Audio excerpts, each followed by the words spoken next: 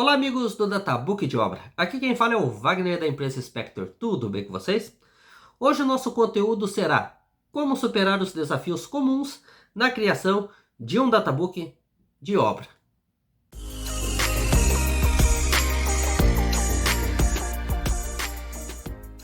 Dando início à nossa videoaula por aqui, vamos falar sobre os desafios comuns na criação do famoso documento Databook de obra e como a gente segue, ou seja, como a gente padroniza essa criação documental tão importante dentro da indústria metalúrgica. Mas antes de mais nada, a gente vai para a tela do computador agora. Eu quero mostrar um exemplo bem prático para vocês de como a gente seguia quando a gente vai fazer um documento tão importante que é o Databook de obra. A gente vai mostrar um documento aqui bem prático chamado de PIT, Plano de Inspeção e Testes. Ou seja, esse documento ele é criado dando diretrizes ao fabricante de como ele vai realizar a fabricação do determinado produto ou serviço, e com base nisso ele vai especificar todos os procedimentos e todo o padrão de qualidade que ele precisa que seja seguido durante a obra.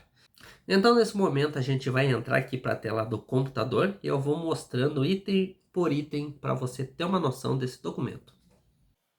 Bom, de frente para a nossa documentação aqui, você está vendo o plano de inspeção e testes, ou seja, está vendo um documento exemplo. Essa é a famosa PIT. O que tem na PIT? Essa PIT ela é criada, como o nome mesmo já diz, para determinar o plano de inspeção e testes que serão realizados ao longo da fabricação do determinado produto. Ok até aí?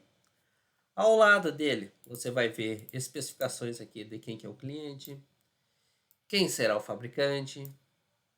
Ao lado vai ter a numeração da PIT, ou seja, do plano de inspeção e testes. E ao lado também aqui, outra informação muito importante. Teve revisão esse documento? Não teve? Qual foi a data de criação dele ou de revisão? Essa informação para você, tá, dentro do Databook de obra é muito importante. Por quê? Porque sempre quando tem uma revisão da PIT, nesse plano de inspeção e testes, alguma coisa vai impactar dentro do teu Databook de obra. Então, para você é muito importante saber em qual revisão a tua PIT está. Quando ela entra na fabricação ou na montagem, obviamente ela vai estar na revisão 0. Mas isso não quer dizer que até o final ela vai ficar na revisão 0. Ela pode ter alterações e essa alteração pode impactar no seu Databook de obra. Então, muito cuidado aí. Logo abaixo aqui, você vai ver uma outra linha aqui que fala de atividades. Quais serão as atividades que serão realizadas? Como se fosse uma lista de checagem, ou seja, é uma lista de checagem, é claro. Ao lado, você vai ver quais serão os procedimentos que deverão ser conferidos, quais serão os critérios, quem serão as pessoas responsáveis por isso. E ao lado aqui tem a coluna de inspeção, ou seja, o fabricante vai fazer que tipo de inspeção? O cliente, a certificadora, qual tipo de inspeção vai fazer? Para te dar um exemplo bem mais prático, porque todo documento ele vai seguir nesse padrão, tá? Vamos pegar aqui um exemplo, por exemplo. Vamos pegar aqui, ó, o item 1.5, qualificação de inspetores de soldagem, ok? O que a obra está dizendo aqui? Que todas as documentações, porque a gente está falando em documentações para início de fabricação, obviamente, tá? Ele está falando aqui que a qualificação dos inspetores de soldagem, tá, que é uma atividade de inspeção, ele precisa o seguinte, precisa atender o procedimento, critérios e barra responsável. Então, o que ele quer dizer?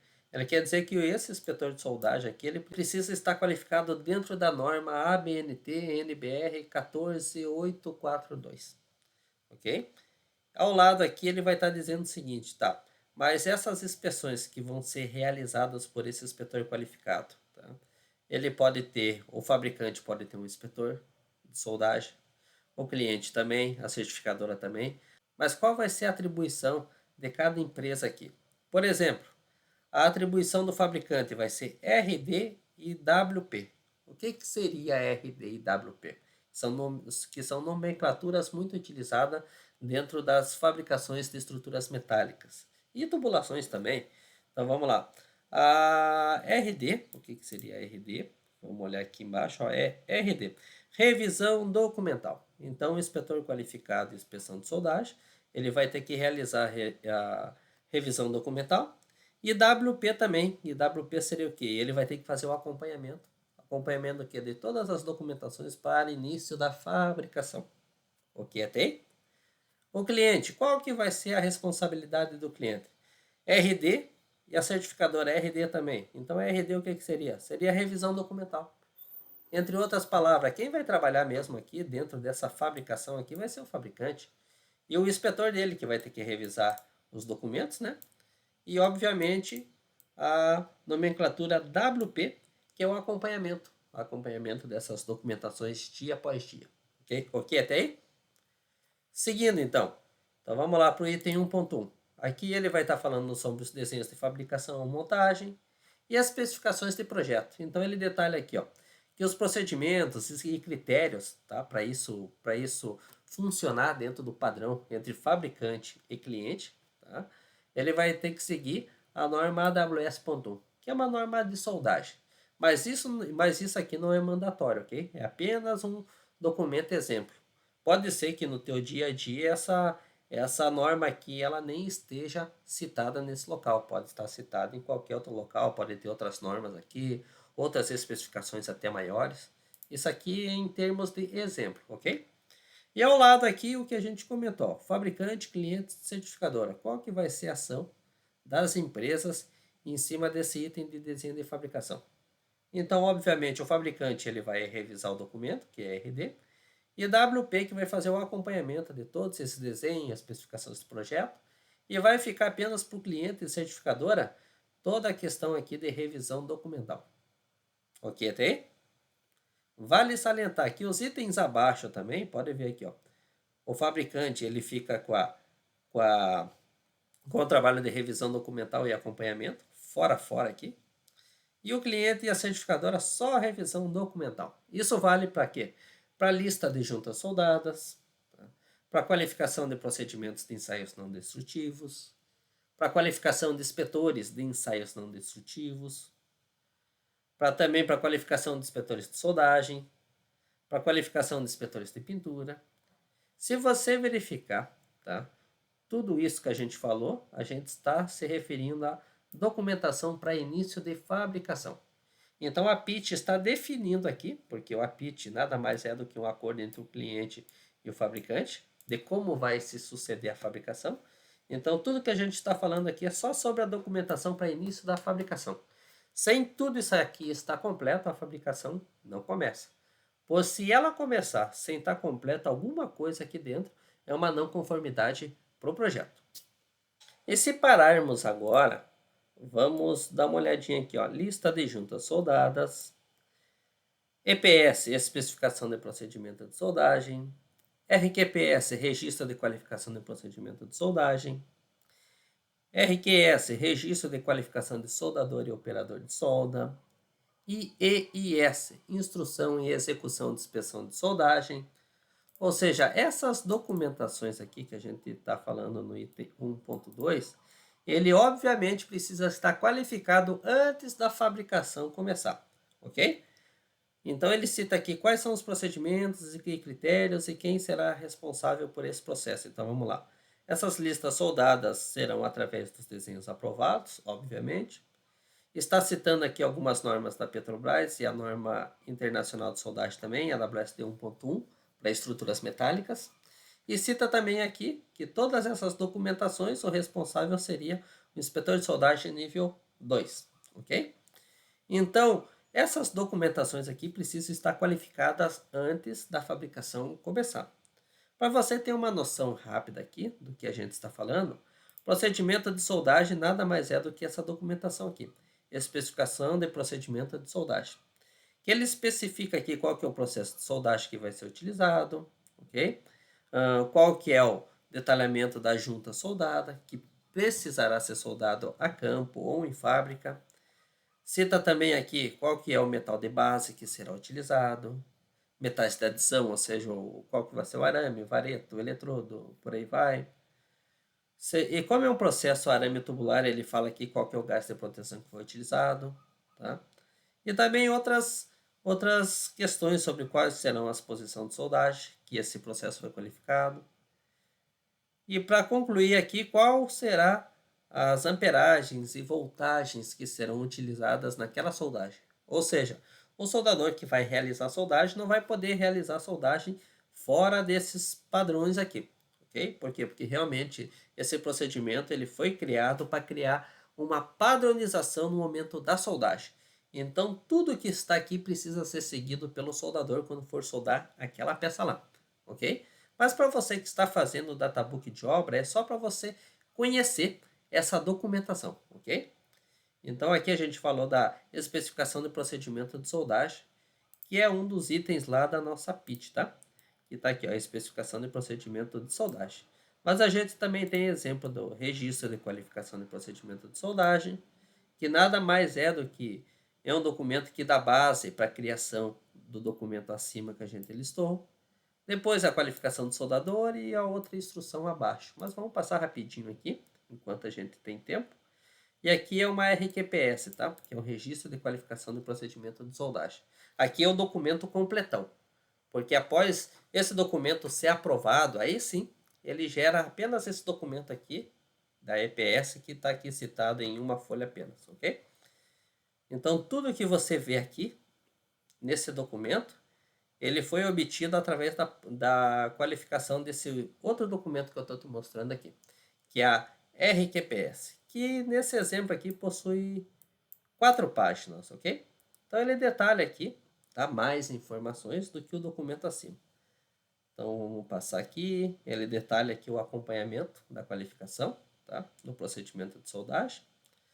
Logo abaixo aqui ele detalha também quais foram os ensaios de tração que foi realizado, qual que foi o resultado, onde é que foi realizado. Por fim, todos os dados necessários conforme manda a norma para qualificar um procedimento de soldagem. Mas uma informação importante, tá? Voltando para o nosso documento lá. Ó. Todas essas documentações aqui, ele é qualificado por um inspetor de soldagem nível 2. Por que nível 2? Porque está pedindo nesse documento aqui. Porque se não tivesse pedindo esse documento, tivesse pedindo qualquer outro inspetor, qualquer outra qualificação, o que você vai seguir para fazer o teu procedimento de soldagem? Você vai seguir o que está aqui, ok? Mas, obviamente, tu vai ver na maioria dos planos de inspeção e testes exigindo inspetor de soldagem nível 2 para estar qualificando esses processos e esses procedimentos. E voltando para aquela documentação, agora, aqui é a última página dela, não tem nenhuma informação, mas mesmo assim, como é um documento completo, mesmo estando em branco, precisa ser citado. Aqui o nome do soldador em si, que fez a soldagem da peça, que foi qualificada ao procedimento. Okay? E aqui são outras informações também que podem entrar no teu databook, relação de soldadores e operadores qualificados. Então aqui vai ter uma lista de todos os soldadores que vão estar qualificados no teu processo de soldagem. Logo abaixo também há uma visão geral no registro de qualificação do soldador, ou poderia ser chamado também de CQS, de Certificado de Qualificação do Soldador. Tanto um quanto o outro está valendo, ok? Então tá aqui, ó. É um documento que cita aqui qual que é o nome do soldador, qual que é a norma de referência que ele foi qualificado, CPF dele, qual que foi o procedimento de soldagem que ele seguiu, ok? Qual que é o número da qualificação dele, o número do sinete dele, muito importante, que no momento que ele vai soldar aquela determinada peça lá em chão de fábrica, ele vai vir com o sinete dele, tipo um punção com uma numeração, obviamente, tá? O número dele aqui é 03, então no momento que ele soldar a peça que ele precisa, uma junta soldada, ele vai do lado dela e vai puncionar o número 3 ali. Então isso é até para o inspetor de ultrassom, quando for inspecionar a peça, e tiver que aprovar ou reprovar, ele vai colocar na conta desse soldador, né, que foi satisfatório ou insatisfatório, ok? Então isso aqui não tem como ele correr. Então toda a soldagem vai ter que ter sinete, tá? E dependendo da obra, é claro, tá? Então aqui estamos falando da qualificação dos soldadores, e aqui os dados do teste que foi seguido, e aqui os limites de qualificação, ok? Mas para você que está fazendo o databook de obra é apenas para conhecer o documento, tá? Porque se você tiver alguma dúvida maior, você pode falar com o inspetor de soldagem, que vai estar na tua fábrica, obviamente, e ele vai tirar a dúvida que você precisa. Para você, o que interessa é você ter esse documento dentro da validade dele, óbvio, é claro, e estar colocando dentro do teu databook de forma organizada, ok? Então, saindo aqui, tá, desse documento. Temos aqui uma instrução de execução e inspeção de soldagem. Eu acho que foi o último documento que a gente falou lá embaixo. Aqui, ó, instrução e execução de inspeção de soldagem, tá? Então ele vai estar citando aqui o equipamento para ser soldado, ok?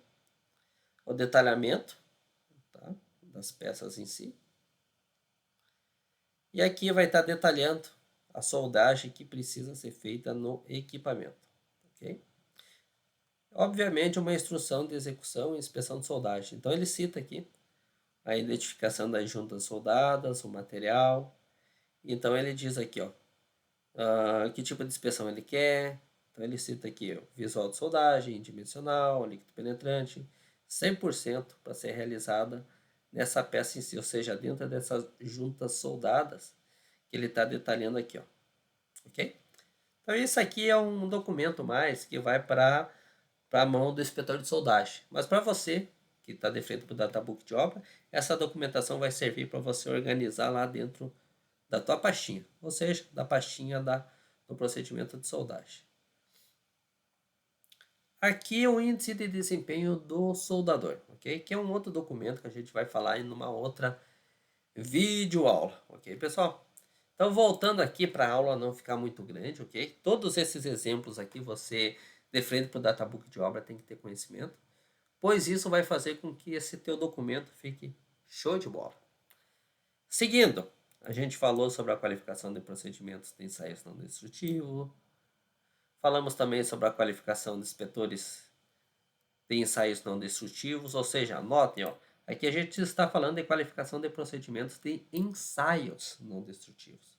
E aqui a gente está falando da qualificação dos inspetores. Ou seja, essa qualificação de procedimentos aqui é aquele procedimento lá quando tem que fazer um ensaio de ultrassom, ou tem que fazer um ensaio de visual de soldagem, ou líquido penetrante.